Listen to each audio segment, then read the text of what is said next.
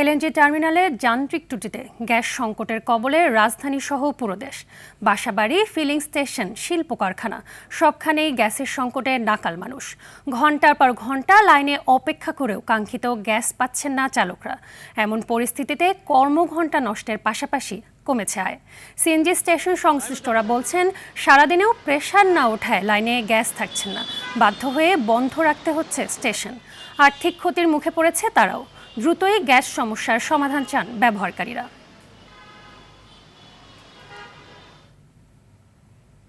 দর্শক, গ্যাস সংকট বিষয়ে জানতে রাজধানীর মালিবাগ এলাকা থেকে যোগ দিচ্ছেন সহকর্মী মোহাম্মদ সায়েম। সায়েম, সিএনজি স্টেশনগুলোর পরিস্থিতি কি, যানবাহন চালকরা কি বলছেন?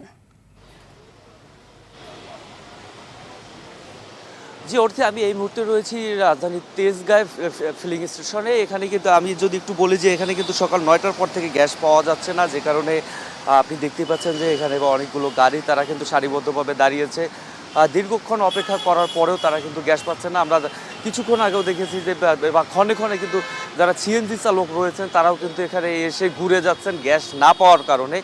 আমরা এখানকার কর্তৃপক্ষের সাথে কথা বলেছি, তারা আমাদেরকে যেমনটি জানিয়েছেন যে গ্যাসের চাপ না থাকায় তারা কিন্তু নিয়মিত গ্যাস সরবরাহ করতে পারছেন না। এবং এই চিত্র শুধুমাত্র যে ঢাকার তেজগাঁও ফিলিং স্টেশনে এমনটি না, এটা কিন্তু সব পুরোপুরি ঢাকা সহ দেশের বিভিন্ন জায়গায় কিন্তু এই একই অবস্থা রয়েছে। সরকারের পক্ষ থেকে আমরা যেটুকু জানতে পেরেছি যে সিএনজি যে টার্মিনালটি রয়েছে, এনার্জি টার্মিনাল, সেখানে ক্ষতিগ্রস্ত হওয়ার কারণে কিন্তু এখন পর্যন্ত সেটা পুরোপুরি সেরে ওঠেনি, যে কারণে এখানে গ্যাস সংকটের গ্যাস সরবরাহ পুরোপুরি তারা করতে পারছেন না।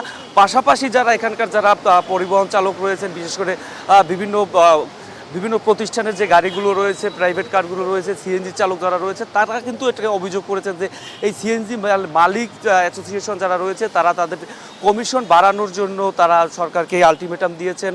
অর্থাৎ 23 আগস্ট পর্যন্ত কমিশন তাদেরকে যদি 8 টাকা থেকে 13 টাকা না বাড়ানো হয়, সেক্ষেত্রে তারা সিএনজি স্টেশনগুলো বন্ধ করে দেবেন। এই কারণে কৃত্রিম সংকটেরও কিন্তু অভিযোগ এখানকার যারা চালক যারা রয়েছেন তারা কিন্তু এই ধরনের অভিযোগ করছেন।